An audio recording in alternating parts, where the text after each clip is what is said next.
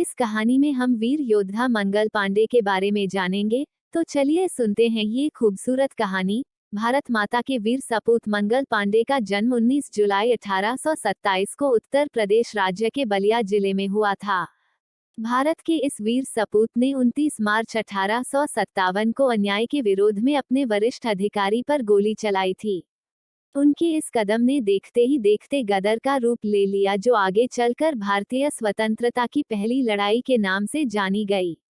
उनके इस साहस भरे कदम ने न केवल उनके साथियों को उत्साहित किया, बल्कि पूरे देश के युवाओं में अन्याय के प्रति विरोध करने का जोश भर दिया।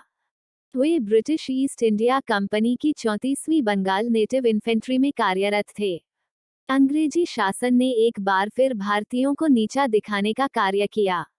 उन्होंने सेना में एनफील्ड राइफल को पेश किया। इस राइफल के कारतूस को सैनिकों को अपने मुंह से छीलना पड़ता था। उसमें गाय और सुअर की चर्बी का प्रयोग किया गया था। जैसे ही कंपनी में यह बात फैली तो मंगल पांड्य तक पहुंच गई। धार्मिक भावनाओं के साथ खिलवाड़ ने पांड्य की सहन शक्ति को ही चूर कर दिया। वे समझ चुके थे अब चुपचाप सहने का समय नहीं है।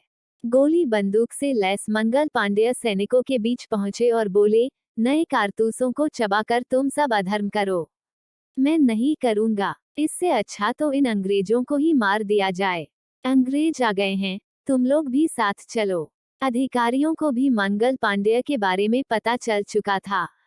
सार्जेंट मेजर जेम्स हेवसन वहां पहुंचे। पहुंचते ही हेवसन ने जमादार ईश्वरी प्रसाद को आदेश दिया कि इस विद्रोही को बंदी बनाया जाए। इस पर ईश्वरी प्रसाद ने असहमति जताते हुए मना कर दिया। शेख पलटू नाम के एक सिपाही के अलावा किसी भी सिपाही ने अंग्रेज अधिकारियों की मदद नहीं की। शेख पलटू को भी बाकी सिपाहियों ने धमकी दी कि पांड्या को जाने दे, वो ना तुझे जान से मार देंगे। अंततः 29 मार्च 1857 को कोलकाता के बैरकपुर में मंगल पांड्य ने सार्जेंट मेजर जेम्स हेवसन और उनके सहायक हेनरी बॉग की हत्या कर दी।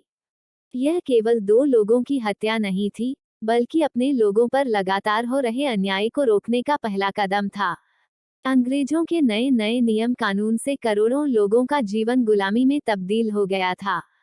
कितने ही लोग अपनी मृत्यु से पहले मर रहे थे, परंतु इसे देखने सुनने वाला कोई नहीं था। मंगल पांड्य की इन गोलियों ने वो कर दिखाया जो लंबे समय से बोली जा रही बोलियों ने नहीं किया था। लोग जत्थे बना बना कर जहां तहां इन अंग्रेजों से लड़ रहे थे। हम संसाधनों की कमी से बाद में हारते हैं, पहले हौसले से हारते हैं। पांड्य की इस वीरता ने भारत भूमि को एक बार फिर हौसले से सींच दिया था। मंगल पांडे को जब लगा कि अब वो अंग्रेजों के द्वारा पकड़े जा सकते हैं, तो उन्होंने खुद को मारने का प्रयास किया। हालांकि वह घायल हुए और जीवित रह गए। 1 सप्ताह बाद उन पर मुकदमा चलाकर उन्हें मौत की सजा सुनाई गई। साथ ही ईश्वरी प्रसाद को भी फांसी की सजा सुनाई गई।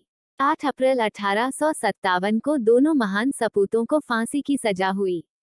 शेख पलटू को पदोन्नति मिली। शेख पलटू को हवलदार बनाया गया। हालांकि इसके बाद छावनी के भीतर ही सिपाहियों ने पांड्य से विश्वासघात करने के लिए शेख पलटू की हत्या कर दी। 6 मई को बंगाल नेटिव इन्फेंट्री की पूरी 34वीं रेजिमेंट को भंग कर दिया गया।